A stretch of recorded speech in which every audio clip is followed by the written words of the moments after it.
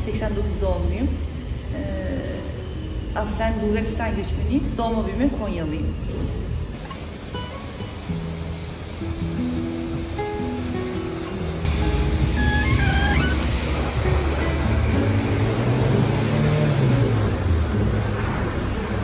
Beş kardeşiz. Babam otobayıcısı, annem ev hanımı. Bu mesleğe nasıl başladım? 2 yaşından beri.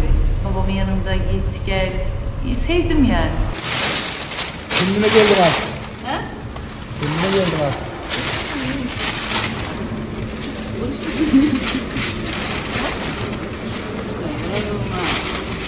Kamyon nasıl olmuş?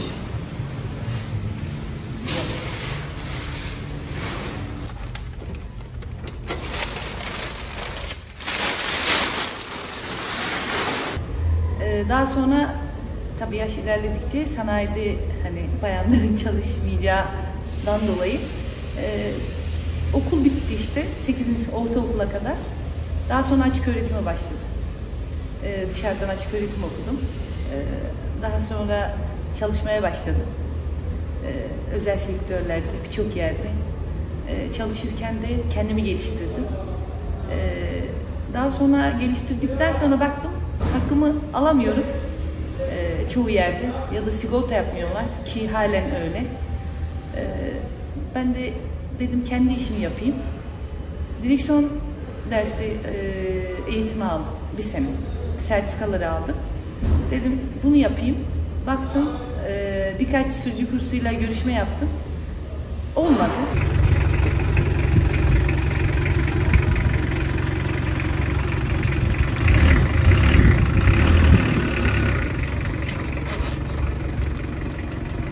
Bir de resim çizmeyi çok severim. Abimin birisi bu sanayide. Dedi ne yapsak falan filan. Şimdi özel sektörden çok ağzım yandığı için kendi işimi yapmak istiyordum. Ama bir hedefim olması lazımdı. Daha sonra resim sergisi açalım dedi. Ben dedim o beni geçindirmez. Yani doğruyu söylemek gerekirse. Baba mesleğini yapsam olur mu ki diye istişare ettim. O da yaparsınız dedi. Yapabilir miyim derken birazcık güç verdi. Bir tane kuzenim var. Onunla istişare ettim. O da yapabilirsin dedi. Bir de insanın arkasında birinin olması güzel bir şey. Yapabilirsin, edebilirsin deyince daha bir aşkla şevkle girişmeye başlıyor işe. Ailem de destek verdi. Annem, kardeşlerim. Ev işiyle fazla alakam olmadığı için hep dışarı işleri, koşturmaca. Bir de babamın yanında yetiştim ben.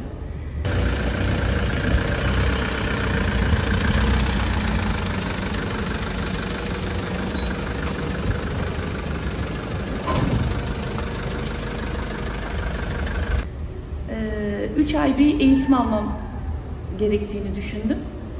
Gene bu sanayide, o abim sayesinde, manevi abim sayesinde 2 ustadan eğitim aldım. 3 ay bir eğitim. Çok şey öğrendim mi? Yani her gün bir şey öğrendim de uygulama yoktu. Sadece işte getir götür, malzemeleri temizle falan. Ben bir yandan yavaş yavaş malzemelerimi aldım. Makinelerimi, tabancalarımı falan derken. Sonra 3 ay bitti, 3 aylık eğitim çünkü anlaşmıştık. Şimdi erkeğin yanında da bayanın çalışması hoş olmadığı için onlara da sıkıntı vermek istemedim fazla. Abes geldi çünkü herkese. Daha sonra bir hafta falan dükkan arayışına geçtim. Ararken Allah bu dükkanı nasip etti. Bu dükkanı tuttum. Ufak bir kompresör aldım. Malzemelerimi almıştım. Esnaf arkadaşlar da sağ olsun yardım ettiler. Komşularım falan. Desteklediler Allah'a şükür. Hepsinden Allah razı olsun. Öyle başladım. 1 araba, 2 araba derken her gün bir şey öğreniyorum. Her gün bir şey öğreniyorum. Şimdi esnaf arkadaşlar da alıştı. Müşteri de gönderiyorlar. Destekliyorlar da. Sahip de çıkıyorlar. Allah razı olsun. Öyle yani herkese nasip etsin Allah. Herkesin kendi işi, sevdiği işi nasip etsin. Ben işimi çok seviyorum. Daha da ilerlemek istiyorum Allah nasip ederse. Böyle ilerleyeceğim inşallah. İnanıyorum da. Yapabilirim de. Böyle bayan arkadaşlara da destek veriyorum. Yapabilirler. kendi istedikleri işi severek yapabilirler. Zaten bir insan isteyince yapamayacağı hiçbir şey yok. İlk kız çocuğu ablam. İkincisinde hani babalar hep erkek olsun falan. Tabii ben de kızım. Ama erkek çocuğu gibi yetiştirdi beni. 2 yaşı az buçuk hatırlıyorum. Bahçıvan pantolon falan. Devamlı yanında, tepesinde. Sabahları onunla beraber para kazanmaya o zaman aşina oldum herhalde. Bu kokuya o zaman aşina oldum. Hep severek gittim. Sabahları onunla gidiyordum. Yeri geldiğinde dükkanda bırakıyordu. Tek başıma. Dükkan sana emanet diyordu. Tabii insana bu şey veriyor yani. Gurur veriyor. Ya bekletiyordum müşterileri. Öğreneyim diye araba tepesine çıkarırdı. Sulu zımpara yaptırırdı. Bir gün kalfası var. Ben üşüdüğüm için arabanın içinde kontak, anahtar. Önde de bitmiş araba. Artık oynarken çocuk yani hali. Çalıştır. Allah'tan az vurmuşum. Şöyle 1-2 arabanın etrafında dolandık. Sonra hiçbir şey yapmadı, geçti öyle. Bir de o zamanlar en çok sevdiğim şey, şimdi insanlar hani kendi çayını kendisi demliyor. Orada derdim, diyafon olurdu. Boyacı Orhan'ın oraya bir orelet, ne istersek, yani serbest bıraktı beni. Hem güvendi hem serbest bıraktı. Daha sonra büyüdükçe sanayiye gidemeyeceğimi düşündüm. Ama öyle de olmadı yani. Beni almaya gel ya da yanıma gel ya da benim artık arabayla işim olduğunda direkt derdi gel yanıma. Hani babam çok destek verdi. Yani bana güvenliğini hissettirdiği için ben bu işe kalkıştım. Sonra arkasından annem yapabilirsin dedi. Bir de insan hissettirmesi gerekiyor, yapabilirsin. O güveni verdikten sonra zaten ailesi arkasında duruyor. Benim ailem de öyle arkamda durdu. Böyle böyle devam etti babamla. Yani birçok şey oldu da onlar işte mesela akşam eve giderken harçlığımı verirdi. Kardeşlerime çikolata alıp giderdi. O çok hoşuma giderdi. Hala da devam ederim onu yapmaya. Bunlar güzel şeyler ya.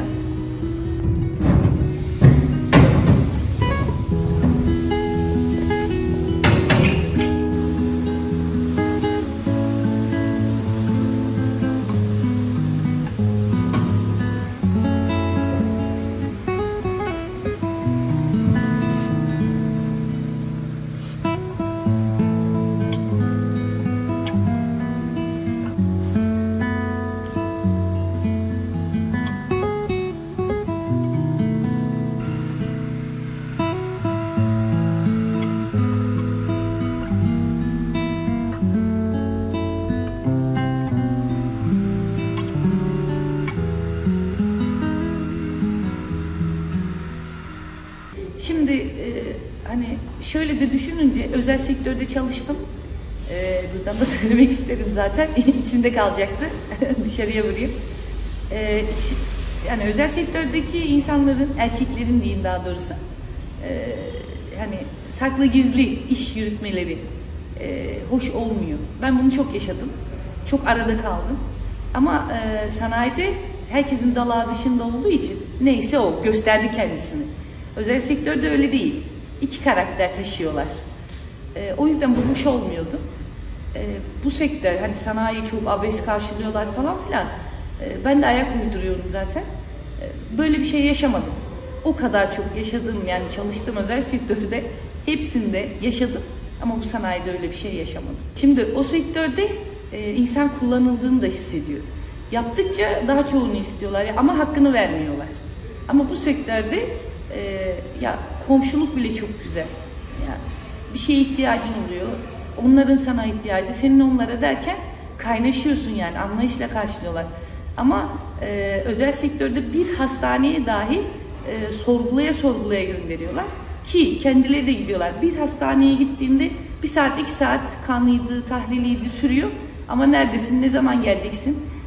Namaz kılmaya dahi göndermeyen yerler oldu. Kamerada tepemde izlediği zamanlar oldu. Yani zorluk çok yaşadım. Ama işte birçok şey de öğretti bana o zorluklar. Şimdi daha sağlam basıyoruz çok şükür. Direksiyon eğitim dersi özel verdiğim için bir yandan da birikim yapıyordum. Hani hayalim, yapabilirim mi acaba Yani öyle düşüncelerim vardı. Cesaret yani korku istemiyor, kabul etmiyor. Yapacaksan yapacaksın.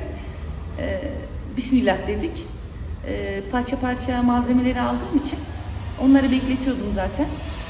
Dükkanda bulduktan sonra korkuya gelince hep sanayide büyüdüğüm için o korku yoktu. Her zaman kız evladımın arkasında babası olduğu zaman o korku olmuyor. O yüzden sıkıntı yaşamadım ben. Çok şükür elhamdülillah. Özel sektördeki gibi hiçbir sıkıntı yaşamadım. Güzeldi yani. 3 ay eğitim aldığım yerde işte hani ben öylesine geliyorum zannettiler. Fazla şey yapmadılar, üstelemediler. Ya bu sektörde ne işin var, git özel sektörde çalış. Aynısı yani. Orayı denedik olmadı. Ya da ilk başta hep şimdi tarzımdan dolayı bayağı düşünmediler. Geldiler, muhabbet ediyoruz. Ses tonumdan hani yavaş yavaş anladılar. İlk başta abi falan, nasıl yakışıklı falan hepsini söylediler zaten. Daha sonra birisi duyunca alışıyor zaten, diğerini söylüyor falan derken bakmaya da geldiler. Yapabilecek mi, yapamayacak mı falan diye. Zorladılar tabii ama yenilmedik. Şimdi normalde kurslarda da büyüdüğüm için, eğitim aldığım için bu tarzda giyinmiyorduk. Şaşırdılar tabii. Çok şaşırdılar, yargıladılar. Ama daha sonra işte yapabileceğimi düşündükleri için onlara da normal gelmeye başladı. Yani yavaş yavaş herkesle oturdu bir şeyler. Bir de annemle babam arkamda olduğu için zaten diğer insanların söylediğini fazla önemsemedim sanırım. Bu arada 2008'de falan ehliyetimi aldım ben. 2012'de aracımı aldım. Şimdi hani bazı bayanlar korkuyor falan filan, yok yapamam edemem. Bence her bayanın aracının olması gerekiyor. Vakit tasarrufu, yani zaman kaybı diye bir şey olmuyor. Bir de özgür oluyorsun. Mesela ben bunu her bayanın yapmasını isterim. Yani korkmadan direkt ehliyetini alsın, direksiyonunu başına geçsin. Zaten ehliyetini alınca yavaş yavaş arabada geliyor. İstersen ama, istemezsen olmuyor zaten. Bir şeyleri isteyince başarırsın. Mesela araba aldığımda çok şeyler yaşadım. İlk araba aldığımda annem yanımdaydı. Yaparsın, yapamazsın demedi, bindi yanıma. Sonra aradan bir hafta falan geçti. Böyle ikindi güneş çok gözüme almıştı. Soluma baktım, kimse yok. Tam çıkıyorum sokaktan, araba bir yapıştırdı. O anda zaten böyle donup kalıyorsun, bir şey yapamıyorsun. Daha sonra karşıdaki insanlar da işte anlayışlı insanlar olduğu için bir şey var mı yok mu falan, o tarafta yok, bu tarafta yok. Arabaları kenarıya çek, hemen kendi aramızda hallediverdik. Daha sonra o gün arabayı götürmedim eve. Daha doğrusu sanayiye gittiği için araba. Söylemedim de bizimkileri. İlk kazamı o zaman yapmıştım. Araba nerede dediler, arızalandı dedim. 2 gün araba gelmedi. 2. gün geldikten sonra yani gerçeğin ne olduğunu o zaman öğrendiler. İlk başta paniklettirmedim. Daha sonra işte hep şunu, Esra halledebilir, Esra yapabilir gözüyle baktıkları için yargılama, sorgulama olmadı. KOSGEB denedim. Gittim. Yaştan dolayı zaten belirli bir miktarı düşüyormuş herhalde. Bir de malzemelerden dolayı hani ödeme yapıyorlarmış. Onda da zaten kendi malzemelerimi almıştım, gerek kalmamıştı. Çok cüzi bir miktardı. Buyur usta. Resim almaya geldim. Resim almaya geldim, tamam usta. Daha başlamadım da birazdan başlayacağım. Kaportacı Cumali abi. Motorun hikayesi benim kuzenimin oğlunun motoru. 17 yaşında falandı işte. Oğlunun vefat haberini duydum ben, kuzenimin. İşte başsağlığına gittim falan derken televizyonun ekranında motor yansıyor böyle. Oğlu da motorlara çok merakı var. Böyle motorun üzerinde yatma falan videoları, resimleri. Dedim o ekrandaki motor nerede? Bodrum'da dağıtmıştı, toparlayamadı, nasip olmadı dediler. Ben de dedim ben toparlarım, boyarım da sizi. Buraya getirdim işte. Burada arkadaşlarla beraber toparladık. Boyasını attım. O 2 tane oğlanın odasına böyle hani duvara süs olarak, monte olarak yapılacak. Öyle bir anıları kalsın diye abilerimle. Arabalarım kaportada Cumali abiyle Erkan abi var. Onlardan gelir. Sağ olsunlar, destekliyorlar. Destekledikleri için işte araba gönderiyorlar.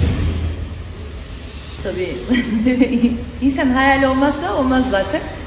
Bundan sonraki süreçte kendime ait dükkanım. Yani burası kira olduğu için.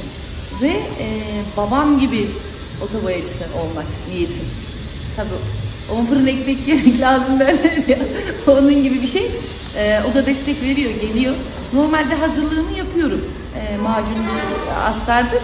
Boya kısmına gelince bir korku geliyor. Şimdi boya bu da o yardımcı oluyor bana. Şöyle yapacaksın, böyle yapacaksın. O da destek verdiği için diyorum mesela öğrenirsin, yaparsın diyorum. İnşallah halledeceğim yani. Daha sonraki hayal bir de ben alsat da yapıyordum. Tabii bundan önce hani komisyonlu abiler sağ olsunlar araba atıyor falan koyuyoruz. Otoboya, alsat böyle devam edip gitmek istiyorum. Zaten her şey bir tecrübe ya. Baştan başlıyorsun. Çektiğin sıkıntılar bir şeyler seni olgunlaştırıyor zaten. İnsan da tanıyorsun artık. Pes edersen kaybedersin. Yani her bir adımda tamam bir şeyler başarıyorsun, bir şeyler de kaybediyorsun. Ama daha çok güçlenerek kalkıyorsun. Tabii aşağıya çekmeyi de olan hani çekecek insanlar da illaki oluyor. Onlara kulak tıkıyorsun. Tıkamazsan psikolojini berbat ederler zaten. Hep olumlu insanların yanında sana güzel motive verecek insanların yanında olduğun zaman daha da yükselişe geçiyorsun. Ama olumsuz şeyleri duydukça ya da yapamam korkusu olursa aşağı iniyorsun. O yüzden öyle insanları duymayacaklar. Benim yanıma gelen ya da şaşıranlara, hayret edenlere yapabilirsin diyorum. Zorlanırlar. Aile baskısı, çevre baskısı bunlar olur. Bunları göz önünde bulundururlarsa yapamazlar. Ama yavaş yavaş hem dille, hitap şekli önemli tabii. Yapabilirim, edebilirim ve bunları bir kademede yapamazlar. Yavaş yavaş kendilerini belli ede yaparlarsa karşıdaki insan ilk başta tabii karşı çıkar. Daha sonra yapabiliyormuş. Onu da yapabiliyormuş, bunu da yapabiliyormuş derken karşıdaki insana empoze ediyorsun. Bu sefer o ne diyor? Yanındakini yapabiliyor. Ya da işte arkasında durabilirsek başaracak. Tabii paldır küldür olmadı. Ben çok emek verdim bir şeylere. Yalnız kaldığın zamanlarda oluyor. Kimseye anlatamıyorsun ya da çaresiz de hissediyorsun. Ama üstesinden gelebilmen için işte böyle etrafındaki insanları düzgün seçebilirsek, onlar da güzel motive ettikleri zaman kalkışa geçiyoruz. Hatıram şöyle bir şey. Mesela en çok sabahları şu dükkana girdiğimde hala bazen inanamıyorum. Hani şaşırıyor insan. İstedim çünkü. Allah'tan nasip etti. Her girdikçe şöyle bir bakarım. Allah'a sana çok şükürler olsun. Hani şükredince Allah daha çok verilmiş. Bu beni çok etkiliyor. Her sabah zaten. Yani bazen şu akşamları dükkandan çıkarken böyle bakıyorsun dükkana ya burası sana mı ait? Sen mi işletiyorsun? İnanamıyorsun zaten. Sen inanamayınca zaten dışarıdaki insanlar da inanamıyor fazla. Bu dükkanı açarken kompresör alacağım. Eski sanayide bir dedeyle tanıştım. Pamuk dede. O kompresör alırken zorlanmıştım hani miktar yüksek olduğu için. O sağ olsun ben yardımcı olurum, hallederim, destek veririm. Manevi dede, özdedelerim yok. Allah rahmet eylesin, vefat ettiler. Böyle insanlarla çok karşılaştım. Ya da sen yaparsın, arkandayız. Hani maddi konuda daha sonra hallederiz, daha sonra ödersin. Böyle şeyler çok oldu. Dükkan açtığımda böyle birkaç hediyenin gelmesi beni çok mutlu etti. Yani ilk defa açıyorsun, ilk defa bir yerin oluyor. Böyle şeyler hoşuma gitti, ne bileyim. Bir de desteklemeleri çok hoşuma gitti zaten. Genelde mesela benden küçükler de var, benden büyükler de var tabii. Direkt abi kardeş moduna geçiveriyoruz hemen. O güzel oluyor yani. Bir resmiyet de koyuyorsun. Şimdi erkek ortamında resmiyet koymasan olmuyor. Ama abi, kardeşim, kuzenim dediğin zaman Onlar o gözle bakıyorlar. Hani kardeş gözüyle bakıyorlar. Böyle de daha kolay oluyor zaten. İlk dükkanı açtığımda böyle havalar soğumaya başladığında odunlar nemli olduğu için soba yakacağım. Bir de üşüdüm. Dedim yakayım, nasıl olsa çalışacağım. Biraz daha fazla dururum. Tüneli dökerken bir yandan da ateşlediğim için direkt şey tutuştu. Temiz tiner olduğu zaman ben onu bilmiyordum. Tiner kutusuna direkt alev verince ben yere attım. Dükkanda da araba var, Dacia Duster. Kenarda da küçük kompresörüm var. Direkt yer alev aldı. Sulu zımpara yapıyordum Allah'tan. Hani yerler de suluydu. Bir de ayaklarda çorap yok. Çıkarttıydım kurusun diye. Direkt ayaklarıma falan terlikleri çıkarttığımda yere bastım. Daha sonra bir tane 5'lik su bidonu vardı. İşte o da benim biraz tecrübe diyorum ya, yavaş yavaş oluyor. Su bidonunu döktüm ama alev daha çok alevlendi. Bir yandan dükkanı düşünüyorum, yeni açtım arabayı düşünüyorum falan. Kompresör patlarsa birkaç dükkan gider. O arada dışarıya seslendim direkt. Yan komşum. Yangın tüpü varmış Allah'tan evde. Tam içeriye girdi. Bir pusuladı. Her taraf bembeyaz söndü. Dayım var, babası. Manevi dayım. İşte dediğim gibi hani aile gibi oldum esnaflarla. Esra'ya su verin mi dedi. Ama o anda böyle film şeridi gibi geçiyor. Her şey gözünün önünde. Ondan sonra direkt su getirdiler. Suyu içtim. Dedim lan ne yaşadım ben 2 dakika içinde, komple dükkan gidiyordu. Orada işte bir daha tinerle soba yakmamayı öğrendik. Çınara da şey var ya, çırayla yakmaya başladım. O çok büyük bir tecrübe oldu. Etraftakiler de yok öyle yakan insanın yanmasıydı, yanık insan falan getirince böyle yanıma abim yapma etme, o bayağı bir etkiledi yani. En kötü tecrübem oydu. Şimdi bir şeyleri yaparken de daha tedirgin, daha dikkatli, tinerle yaklaşmıyorum. Bayağı bir mesafe koyuyorum sobayla tinerin arasına. Böyle maceram oldu.